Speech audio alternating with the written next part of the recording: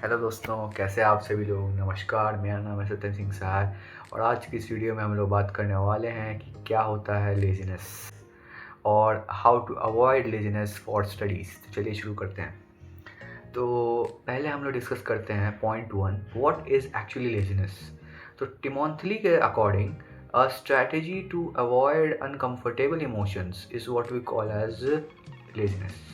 तो लेज़ीनेस हर वो चीज़ जो कि आप नहीं करना चाहते हैं क्योंकि वो टफ है, that is called as laziness. Okay, तो फर्स्ट पॉइंट यही था और चलिए दूसरे पॉइंट पे जंप करते हैं। दूसरा पॉइंट कहता है यूज़ द 5 मिनट रूल। तो दूसरा पॉइंट यही कहता है कि 5 मिनट रूल को फॉलो कीजिए। इसमें आपको करना कुछ नहीं है। जब भी आप पढ़ने के लिए बैठते हैं तो सिर्फ 5 मिनट तक पढ़ना है आपको।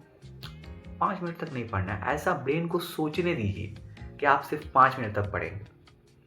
उसके बाद आपको करना ये है कि कंटिन्यू पढ़ते जाइए। समझ रहे हैं मैं क्या कह रहा हूँ? आपको ब्रेन को ट्रिक करना है, बोलना है कि मैं सिर्फ 5 मिनट पढ़ूंगा और बुक निकाल के बैठ जाइए। और अगर बुक निकालने में भी आलस आ रहा है तो 1 2 3 4 5 बोलिए और अचानक से खड़े हो जाइए। अगर आप लेटे हुए हैं, बैठे हुए हैं, तो खड़े हैं तो सिटअप्स मारिए 10 गो और उसके बाद फिर बोलिए कि मैं किताब निकाल के बैठूंगा पढ़ने के लिए। और किताब निकाल के बैठिए पढ़ने के लिए और सोचिए सिर्फ मैं 5 मिनट पढ़ूंगा। 5 मिनट पढ़िए, उसके बाद कंटिन्यू पढ़ते ही जाना है, रुकना नहीं है। फ्लो में आ जाते हैं तो रुकते नहीं है, फ्लो में आ जाते हैं तो ओके। तो फ्लो में पढ़ते रहिए 60 मिनट्स 160 मिनट जितना आपको पढ़ना पड़िए पोमोडोरो लगा के। उसके बाद फिर 10 to 15 मिनट्स का लॉन्ग ब्रेक लीजिए और फिर कंटिन्यू कीजिए और जो आपका मन करे वो पढ़िए। इंपॉर्टेंट जो है वो पढ़िए। ओके, नेक्स्ट पॉइंट पे जंप करते हैं। तो नेक्स्ट पॉइंट है रिमूव डोपामिन ट्रैप्स। तो रिमूव डोपामिन ट्रैप्स मतलब होता है हर वो चीज़ जो कि आपको चीप डोपामिन प्रोवाइड कर रही हो उसको हटाना है, एलिमिनेट करना है। फॉर एग्जांपल रील्स स्क्रॉल करना। फ़ोन तो सबसे बड़ा चीप डोपामिन का स्रोत होता है। मेरे लिए तो फ़ोन ही सबसे बड़ा चीप डोपामिन का स्रोत है। जिससे पहले मैं रील्स देखा करता था, शॉर्ट देखा करता था। अभी मैंने थोड़ा सा कम किया है, मैं 50 मिनट्स डे में सिर्फ रील्स स्क्रॉल करता हूँ टाइमर लगा के। ओके, तो रील्स नहीं, शॉर्ट्स स्क्रॉल करता हूँ।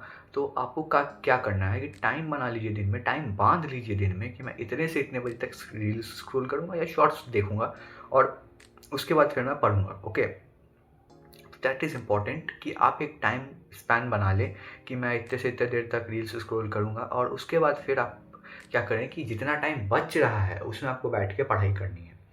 या फिर आप जब पढ़ने के लिए बैठते हैं तो आपको करना ये है कि क्या कीजिए कि अपने फ़ोन को स्विच ऑफ कीजिए और एक दराज या किसी दूसरे रूम में जाके रख दीजिए और उसके बाद फिर पढ़ाई कीजिए तब तक जब तक आपका टाइम नहीं हो जाता है। घड़ी में टाइम सेट कर लीजिए और तब तक पढ़ाई कीजिए।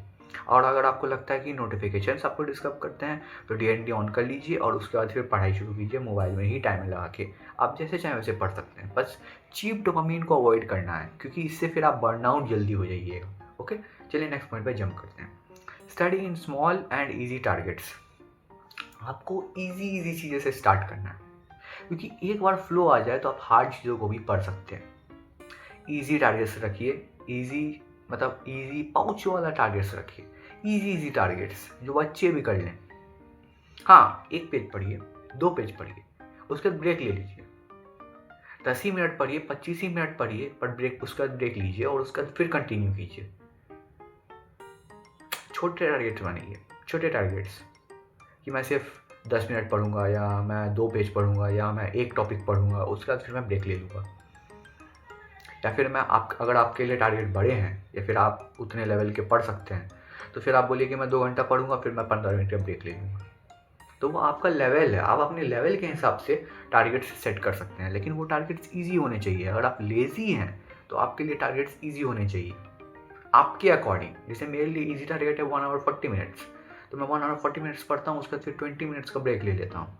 तो फिर वो आपकी मर्ज़ी है कि आपके लिए लेजीनेस क्या है और आपके लिए कितना आप पढ़ेगा। तो उसके बाद फिर आपको लेजीनेस लगने लगता है। या मैं 1 घंटा पढ़ूंगा तो उसके बाद फिर मैं थक जाता हूँ, मुझे आलस आने लगता है। या फिर मैं 2 घंटा पढ़ूंगा तब मुझे आलस आने लगता है। या मैं पूरा दिन पढ़ सकता हूँ, मुझे आलस नहीं आता। तो फिर तो आपको वीडियो की ज़रूरत ही नहीं। लेकिन अगर आपको थोड़ी सी भी आलस है तो ये वीडियो आपको ज़रूर आलस ख़त्म करने में मदद करेगी।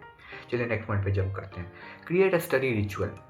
तो आपको पढ़ने से पहले एक स्टडी रिचुअल को क्रिएट करना है। स्टडी रिचुअल होता क्या है? सीधे बैठिए, मुंह को पानी से धोइए और उसके बाद पढ़ना शुरू कीजिए। याद रखिए, पढ़ने और सोने की जगह अलग होनी चाहिए। बेड पे आप सोइएगा और स्टडी टेबल पे आप पढ़िएगा। चेयर टेबल पे मतलब स्टडी टेबल, वही मैं वही कहना चाहता था। तो आप उस पे पढ़िएगा जिससे कि नींद कम आती है। और बहुत लोग नींद को ही आलस समझ लेते हैं, क्योंकि एक तरीके से सही भी है, क्योंकि बहुत लोग जब काम नहीं कर पाते हैं, हार्ड लगता है, तो उन्हें नींद आने लगती है, वो बोर हो जाते हैं। तो बोरियत से भी आलस आती है। ओके, तो नेक्स्ट पॉइंट पे जंप करते हैं। Physical energy is equals to mental energy. याद रखिए, अगर आप फिजिकली चुस्त और तंदुरुस्त रहिएगा तभी आप मेंटली भी चुस्त और तंदुरुस्त रहिएगा। It is a dual path. अगर आप मेंटली हेल्दी रहिएगा तो फिजिकली भी हेल्दी रहिएगा, फिजिकली हेल्दी रहिएगा तो मेंटली भी हेल्दी रहिएगा। एक भी खराब होता है तो दूसरा ऑटोमेटिकली खराब हो जाएगा, एक सही होगा तो दूसरा ऑटोमेटिकली सही होने लगेगा। This is one of the most important point. और ये जितने भी पॉइंट्स है उसमें से सबसे इंपॉर्टेंट पॉइंट है। बहुत लोगों को आलस इसलिए आता है क्योंकि वो लेटे हुए रहते हैं या फिर मोबाइल स्क्रॉल करते रहते हैं, रील्स, ठीक है, मोबाइल में रील्स स्क्रॉल करते रहते हैं। तो आप ट्राई कीजिए कि फ़ोन को बगल में रखिए और उठ के कुछ पुशअप्स या सिटअप्स मारिए। वो आपकी मर्ज़ी है कि आप कितने सिटअप्स मारते हैं। फॉर एग्जांपल आप 10 सिटअप्स मारिए, उसके बाद आप देखिए कि आपको ऑटोमेटिकली पढ़ने का मन करने लगेगा। मुझे तो करने लगता है, तो आपको भी करने लगेगा। और आप ये सोच करिएगा कि मैं सिटअप्स मारूंगा तो मेरा लेजीनेस ख़त्म होगा और मैं पढ़ने का मन करेगा। तो फिर आप जब सिटअप्स मारिएगा तो आपको ज़रूर पढ़ने का मन करेगा। This is called as the placebo effect. आप जब सोचने लगिएगा तो वही होने लगेगा, जो सोचिएगा वही होगा। आपको एक्चुअली तब तक ऐसा लगेगा कि वो हो रहा है। मैं यही कहना चाह रहा हूँ कि जब आप कुछ सोचते हैं कि ये होगा तो बहुत हद तक वो हो जाता है आपके अकॉर्डिंग। तो इसीलिए सोचिए कि जब मैं सिटअप्स मार लूँगा तो फिर मैं पढ़ने बैठ पाऊँगा। तो सिटअप्स मारिएगा तो फिर एक ना एक दिन आप ज़रूर पढ़ने बैठिएगा। This is called as the placebo effect. चलिए आगे बढ़ते हैं। Ask yourself honestly what is correct और टू बी डन। सॉरी, मैंने गलती पढ़ दिया। Ask yourself honestly what is correct to be done. Okay, तो हमेशा अपने आप से पूछिए कि क्या सही है और क्या गलत है। क्या मैं जो पढ़ना चाह रहा हूँ वो सही है? क्या मैं पढ़ूँ, क्या मैं ना पढ़ूँ? ना पढ़ने से क्या होगा, पढ़ने से क्या होगा? अगर मैं नहीं पढ़ूँगा तो शायद मेरे दोस्त मेरे से आगे निकल जाएं और मैं पीछे छूट जाऊँ। तो ये सारी चीज़ें जब आप सोचिएगा तब आपको रियलाइज़ होगा कि पढ़ना कितना इम्पोर्टेंट है। ओके, तो आपको ये रियलाइज़ होगा कि पढ़ना कितना इम्पोर्टेंट है।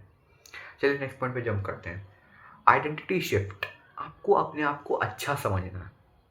अपने आप को ये समझना है कि आप एक हीरो हैं एक प्ले के, जो कि मैं पहले भी बता चुका हूँ अपने पिछले वीडियो में कि आइडेंटिटी शिफ्ट बहुत इंपॉर्टेंट है। आप ये सोचिए कि आप इम्प्रूव कर रहे हैं, तभी आप इम्प्रूव कीजिएगा। आपको ये सोचना पड़ेगा कि मैं डिसिप्लिन्ड हो रहा हूँ, मुझ में आलस नहीं है, तब जाकर आप में आलस ख़त्म होगा। ओके, तो आज की इस वीडियो के लिए इतना ही। अगले वीडियो में फिर मुलाकात होगी। बाय बाय, नमस्कार, थैंक यू।